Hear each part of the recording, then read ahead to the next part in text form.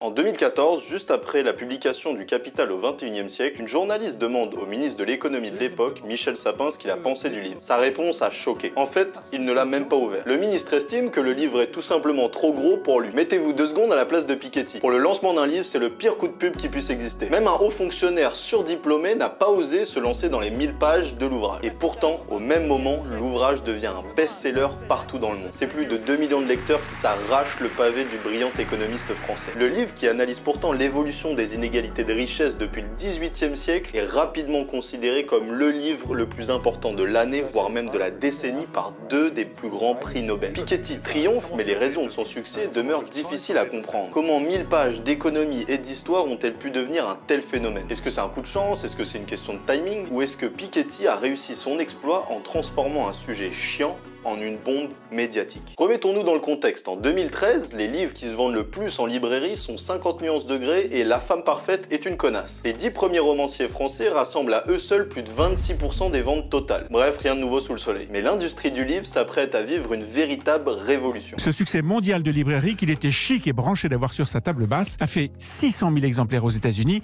et la même chose en Chine. Dès sa sortie, le Capital au XXIe siècle, pourtant un ouvrage complexe, vient se hisser en haut des ventes. Les éditeurs et les libraires sont tout simplement choqués, parce que Piketty est l'archétype parfait de l'économiste dont on pourrait penser finalement qu'on ne va rien comprendre à ce qu'il écrit. D'abord, son parcours et son CV sont tout simplement hors du commun. Déjà, à seulement 18 ans, il intègre l'ENS, qui est certainement une des écoles les plus dures en France. C'est de cette école dont sont sortis Jean-Paul Sartre, Cédric Villani et plein d'autres prix Nobel français. À seulement 22 ans, sa thèse est primée comme étant la meilleure thèse de France en économie sur son sujet de prédilection, les inégalités. Et ça le passionne tellement que pendant ses années d'études, il arrive à construire la plus grande base de données au monde sur ce sujet. Ça s'appelle le World Inequality Database. Vous y trouverez des millions de données et des milliers de graphiques un peu comme ça qui témoignent en fait de la complexité du travail de Piketty. Sauf que quand on sait que c'est cette base de données qui va lui permettre d'écrire le Capital au XXIe siècle, on se dit que pour écrire un best-seller, ça va être assez compliqué. En fait, on ne voit même pas comment il va réussir à rendre des millions de données claires pour des personnes qui, de 1, n'ont peut-être jamais fait d'économie, et de 2, qui n'aiment certainement pas en lire pendant plus d'1 millier de pages. Sauf que Piketty incarne parfaitement la phrase magnifique d'un grand physicien qui s'appelle Richard Feynman. Selon lui, si vous ne pouvez pas expliquer quelque chose à un enfant de 6 ans, c'est que vous ne l'avez pas totalement compris. Et c'est là ce qui différencie Piketty de tous les autres économistes. Il a des capacités de vulgarisation hors du commun. Vous allez comprendre ce que je vais dire. Dans le cas du Capital au XXIe siècle, c'est grâce à ses graphiques visuels que Piketty démontre tout son génie. Il réussit à rendre visuellement clair ce qui est théoriquement complexe. Mais au fait, qu'est-ce que j'appelle un graphique visuel? Regardez ces 2 graphes mis côte à côte dans le livre. Sous nos yeux, 3 siècles d'histoire économique nous dévoilent leurs secrets et leur dynamique bien particulière. Ces graphiques, pourtant si simples, viennent du World Inequality Database. Un collégien peut lire et comprendre ce qu'ils en disent en quelques secondes. Le gigantisme historique de l'Asie, l'ascension fulgurante des États-Unis et surtout la bombe démographique qu'est l'Afrique. Naturellement, pendant notre phase d'approche en lecture intelligente, on va vouloir repérer ces graphiques visuels qui vont nous donner des booms d'explication et de clarté. Et puisque c'est des graphiques visuels, ils vont marquer votre esprit et votre mémoire davantage. Mais si je vous disais qu'en fait, Piketty n'est même pas un économiste, que le Capital au XXIe siècle, même si on y parle de production, de richesse et d'inégalité,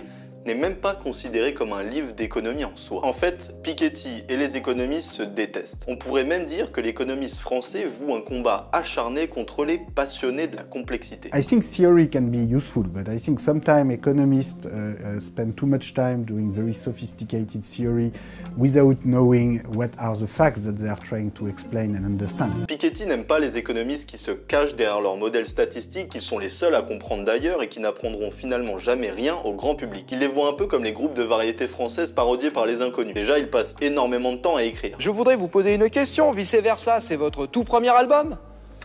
Oui, ouais, mais on a mis quand même 7 ans pour l'écrire. 7 ans et demi pour l'écrire. Mais la conclusion est la même, on ne comprend strictement rien à ce qu'ils veulent dire. Que l'absolu ne doit pas être annihilé par l'illusoire précarité de nos amours. Mais évidemment, ces économistes, en retour, méprisent Piketty, qu'ils viennent critiquer pour ses erreurs de calcul dans certains de ses ouvrages. Mais au lieu de prendre la mouche et de s'énerver avec eux, Piketty joue la carte de la transparence. Le World Inequality Database est complètement public, tout le monde peut aller voir les données et leur construction. Et donc n'importe qui peut venir le le critiquer. Sauf que strictement aucune des critiques dans le monde n'empêche le livre de se vendre et de devenir complètement viral. Piketty compte sur son autre domaine d'expertise, pourtant beaucoup moins connu, pour permettre à n'importe qui dans le monde, quelle que soit sa connaissance, d'adorer le capital au XXIe siècle. Thomas Piketty sait très bien que l'économie pure et dure telle qu'on la connaît, ça ne vend tout simplement pas. Et en fait, je peux même vous parier que notre ancien ministre, Michel Sapin, s'il avait ne serait-ce qu'ouvert le livre à son sommaire, l'aurait tout simplement dévoré. Pourquoi je vous dis ça? Parce que pour un passionné de littérature et d'histoire, Piketty a trouvé la solution ultime. Moi, je travaille beaucoup sur l'histoire, des revenus, des patrimoines. Moi, j'aime beaucoup l'histoire. Mais en plus d'adorer l'histoire avec un grand H, notre économiste a choisi de donner au capital au XXIe siècle une dimension fondamentalement littéraire. Donc c'est d'abord un livre d'histoire où j'ai essayé de répondre à une question qui est finalement celle posée par Vautrin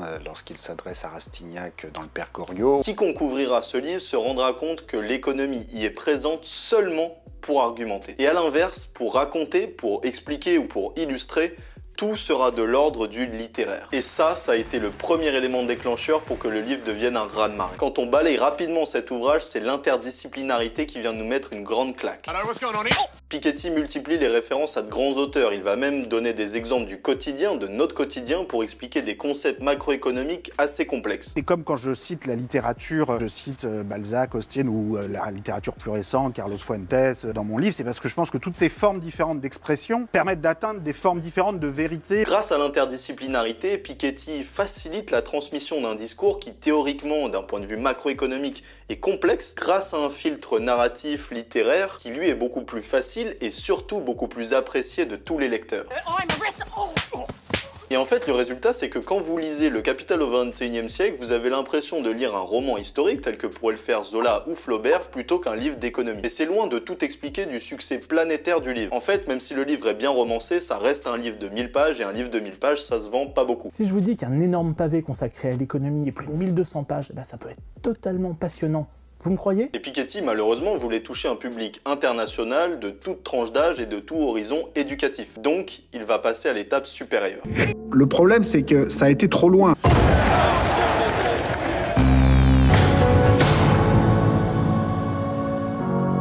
Si un jour on m'avait dit qu'un ouvrage d'économie sur les inégalités allait devenir un film, je l'aurais jamais cru. Mais là encore, n'allez surtout pas penser que parce que c'est un film d'économie, c'est un film qui ne va pas faire beaucoup d'entrées. L'objectif général, c'est effectivement de sensibiliser des personnes qui éventuellement ont eu peur d'un livre de 1000 pages qui néanmoins est très lisible. En plus d'être passé au Festival de Cannes, le livre a tellement choqué par sa facilité à être lu que de gigantesques acteurs ont décidé d'y jouer. Parmi eux, on retrouve, en plus des plus grands économistes et historiens de la planète comme Joseph Stiglitz et Francis Fukuyama, de gigantesques acteurs comme Michael Douglas. Pourquoi est-ce qu'un des plus grands acteurs d'Hollywood de tous les temps vient se perdre dans un petit film d'économie sur les inégalités à travers l'histoire? À nouveau, Piketty imprime sa marque de fabrique. Le film regorge de références littéraires qui sont cette fois-ci couplées à des références cinématographiques. Pour faire comprendre aux plus jeunes, c'est-à-dire des enfants de 10 à 12 ans, des concepts d'économie, Piketty a décidé de mettre des scènes des Simpsons et de Family Guy. Pour les passionnés de littérature, on verra des scènes de films qui seront directement tirées de grands romans. Les Misérables de Victor Hugo, Les Raisins de la colère de Steinbeck et j'en passe. À nouveau, Piketty a répliqué la recette du succès de son livre pour son film, L'art de la narration. Mais il est allé encore plus loin. C'est pour ça que dans son récent ouvrage, Capital et idéologie, qui est encore plus gros que le Capital au XXIe siècle, Piketty a décidé de l'adapter en bande dessinée. C'est dans l'air du temps, vous me direz, il y a plein d'adultes qui ont envie que leurs enfants commencent à comprendre les rouages de l'économie dans laquelle ils vont vivre. Et la BD a tellement bien marché que même des adultes sont partis l'acheter pour se refaire une petite mise à jour sur leur concept d'économie. Et en vrai, c'est ce que j'ai fait. Et je pense qu'on a assez raison, puisqu'en lecture intelligente, on sait très bien que si on comprend mieux quelque chose par les images plutôt que par les mots, c'est plus logique que de passer par des images. Mais en vérité, là où ça devient étonnant, c'est que Piketty, en fait, s'en contrefout de faire un best-seller. L'économiste français utilise la narration à des fins beaucoup plus ambitieuses. Vous appelez à quoi, Thomas Piketty? Est-ce que vous appelez au sursaut populaire?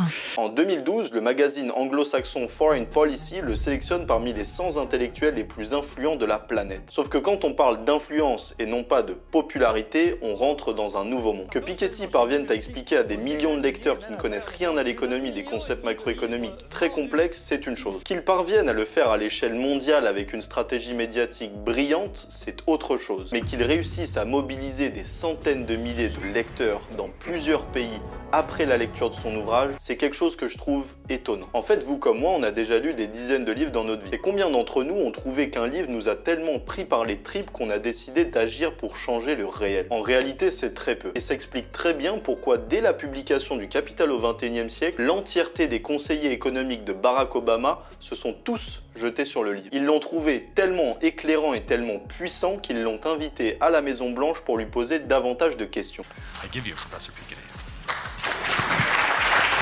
Et si ça a beaucoup étonné des journalistes français à l'époque, c'est peut-être parce qu'il nous manque une clé de compréhension, un élément fondamental que Piketty maîtrise à merveille. Quand j'ai relu le Capital au XXIe siècle cette semaine, j'ai été frappé par la force visuelle de l'ouvrage. Et je parle bien du livre, pas du film ni de la BD. Je pense notamment à une scène bien particulière que je ne m'attendais pas du tout à lire dans un livre d'économie. Piketty choisit de conclure son chapitre dédié aux États-Unis au XIXe siècle par l'importance de l'esclavage dans le capital américain. On parlait jusqu'ici de capital financier, de revenus liés à l'agriculture, et d'un seul coup, Piketty nous rappelle la violence de l'économie. Et pour marquer notre esprit, Piketty prend l'exemple de Thomas Jefferson. C'est un président qui est adulé dans la pop culture américaine pour avoir été l'un des principaux auteurs de la déclaration d'indépendance des États-Unis. Sauf que pendant la rédaction de l'ouvrage, Piketty s'est rappelé, pendant ses recherches, que Thomas Jefferson et sa famille concentraient des centaines d'esclaves. Mais au détour d'un graphique qui semble si banal comme ça, si banal et pourtant si puissant, Piketty nous rappelle l'inoubliable. Les esclaves, compris en tant que capital, représentaient à l'époque près de 30% de la richesse totale des États-Unis. Et ce, avant de clore son chapitre en disant des sociétés esclavagistes qu'elles ont a priori cessé définitivement d'exister. Piketty sachant très bien que ses lecteurs comprendront que l'esclavage moderne continue bel et bien d'exister. Tout est en fait totalement réfléchi pour marquer. Pourquoi ne pas faire comme tous les autres économistes, à savoir donner les clés de compréhension de la société actuelle? Piketty est conscient que le sujet qu'il aborde est